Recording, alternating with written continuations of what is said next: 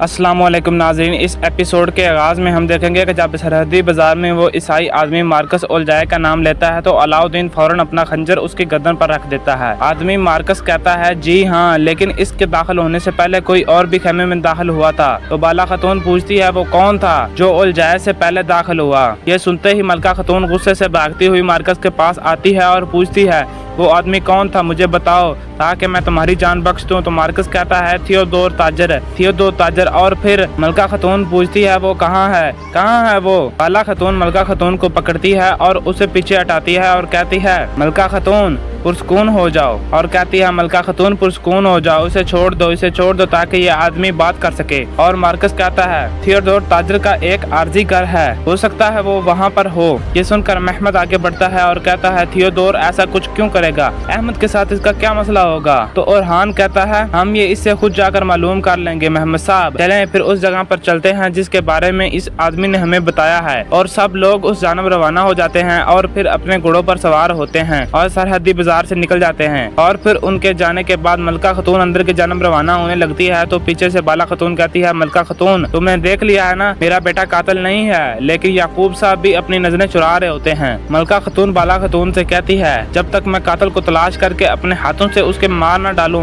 मुझे सुकून नहीं आएगा, पहले हकीकत सामने आने दे। और अंदर रवाना हो जाती है। तो बाला खतून पीछे से कहती है मुझे उम्मीद है कि जब हकीकत सामने आएगी तो आप पुरसुकून हो जाएंगी, दूसरी सूरत में हमारे ताल्लुकात मजीद बिगड़ जाएंगे। और मलका खतून गुस्से से अंदर की जानब रवाना हो जाती है। और फिर याकूब साहब भी पीछे की जानब से रवाना होने लगते हैं।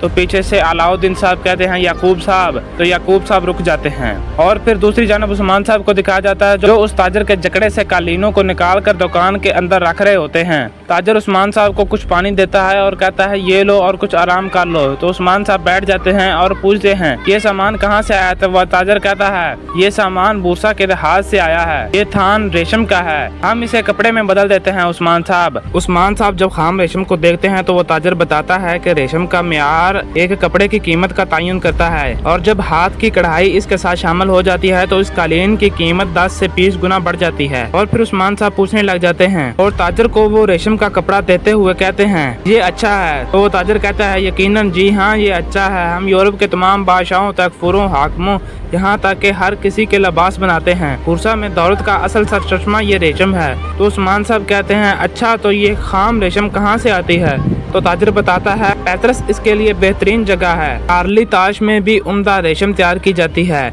इसका मुनाफा तो अच्छा है लेकिन रास्ते में चोर हमारे मुनाफा पर कब्जा कर लेते हैं। ये सुनकर उस्मान साहब खड़े हो जाते हैं और कहते हैं आपने मुझे बताया कि कुछ ऐसे हैं जो अपने जाती मफादात के लिए खामोश रहते हैं, आपका मतलब कौन था। तो वो ताजर बताता है फौजी और कमानदार और यहाँ तक के तकफूर भी। इसी दौरान एक गाहक दुकान पर आता है और वो ताजर उस गाहक के साथ डील करना शुरू कर देता है और उस्मान साहब कपड़ों को उतारना शुरू कर देते हैं और कालीनों को उतारते हैं। कालीनों को उतारते हुए उस्मान साहब कहते हैं है बूरसा मैं तुम्हारे लिए नौकर भी बन गया।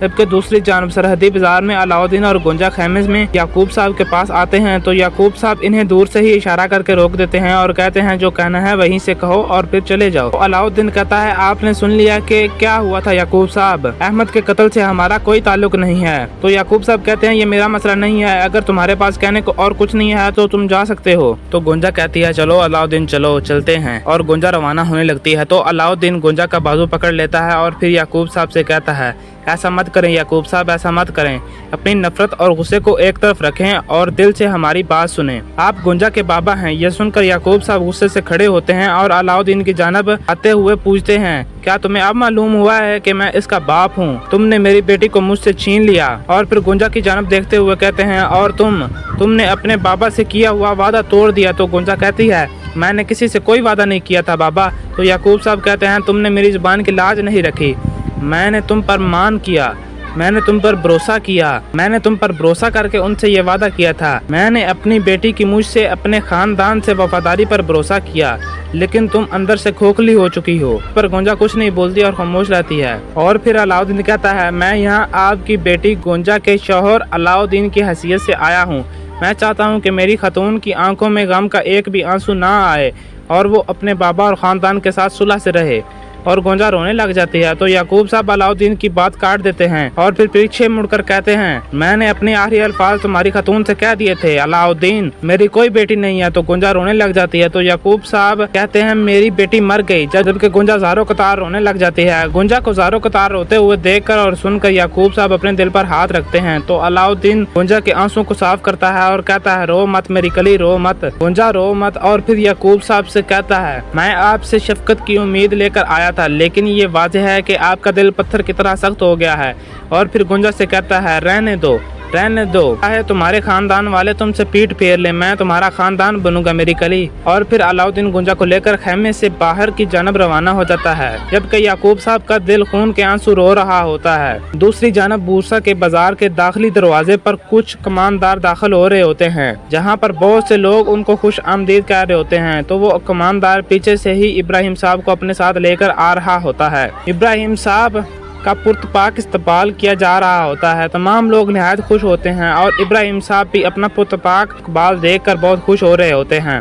और कमानदार इब्राहिम साहब को लेकर बूरसा के कमानदार और तैकफूर से मिलवाने के लिए इधर ले जाता है। और फिर इधर ताजर की दुकान पर उस्मान साहब अपना तमाम काम कर चुके होते हैं और चकड़े पर बैठे होते हैं। तो लोगों की आवाज़ सुनकर वो ताजर उस्मान साहब को बताता है कि कमानदार अलेक्सियोस के मेहमान बाजार आ चुके हैं, उन्होंने एक बड़ा जश्न तैयार किया है। तो उस्मान साहब पूछते हैं, वो कमानदार अलेक्सियोस के मेहमान कौन हैं? और वो ताजर बताता है कि ये सुनने में आया है कि एक काजा किले का हाकम होगा और दूसरा तुर्क सरदार होगा। ये सुनकर उस्मान साहब थोड़ा हैरान होते हैं और कहते हैं, तुर्क सरदार? तो वो ताजर कहता है, जी हाँ उस्मान साहब। उस्मान साहब पूछते हैं, वो तुर्क सरदार कौन है? चलो उनका जश्न देखने चलते हैं। और रवाना होने लगते हैं। तो वो ताजर कहता है, जरूर जाओ, तुम्हारा काम वैसे भी खत्म हो चुका है। उस्मान साहब जब रवाना होने लगते हैं तो वो ताजर कहता है, रात के वक्त कारवान सराय में देर से मत आना, और तुम अपना सोना भूल कर जा रहे हो उस्मान साहब। तो उस्मान साहब कहते हैं, मैं ज़्यादा दूर नहीं जाऊंगा, ये शाम को मुझे दे देना। वो ताजर कहता है, ठीक है। और फिर दूसरी जानब एक खेमे में एक मंगोल जादूगर खातून को दिखाया जाता है, जो कि अपने खेमे के अंदर बैठी होती है और इर्द गिर्द तमाम जादू करने वाला सामान पड़ा होता है। तो मलका खातून आंद्रा के साथ वहाँ उसके पास आती है। तो वो मंगोल खातून कहती है, एक गमज़दा माँ को कौन सा काला जादू सुकून दे सकता है? मलका खातून पूछती है, क्या तुम जानती हो कि मैं कौन हूँ? तो मंगोल जादूगर खातून कहती है, मैं देख सकती हूँ कि तुम खो गई हो, तुम इंतकाम की आग में जल रही हो, तुम अपने बेटे के मंगेतर और उसके शोहर को खत्म करना चाहती हो। अपने दिलो दिमाग के अंदर चल रही बातें उस मंगोल जादूगर खतून के मुंह से सुनकर मलका खतून हैरान हो रही होती है और कहती है, मैं चाहती हूँ वो दोनों मर जाएं। और फिर जादूगर खतून कहती है कि मैं जादू कर सकती हूँ, फकत तुम गलत शख्स के पीछे हो, सरदार का बेटा तुम्हारे बेटे का कातिल नहीं है। तो मलका खतून कहती है, मैं पूछती हूँ तो फिर वो कौन है? वो कौन है जिसने मेरे बेटे को मारा है? इसी दौरान कुछ घंटे की आवाज सुनाई देती है। तो वो जादूगर खतून कहती है अपने बेटे के कातिल को ढूंढने के लिए इस आवाज को गौर से सुनो मलका खतून, तुम्हें वो मिल जाएगा, चलो जाकर इसे ढूंढो। और फिर वो आवाज सुनने के बाद मलका खतून वहाँ से रवाना हो जाती है।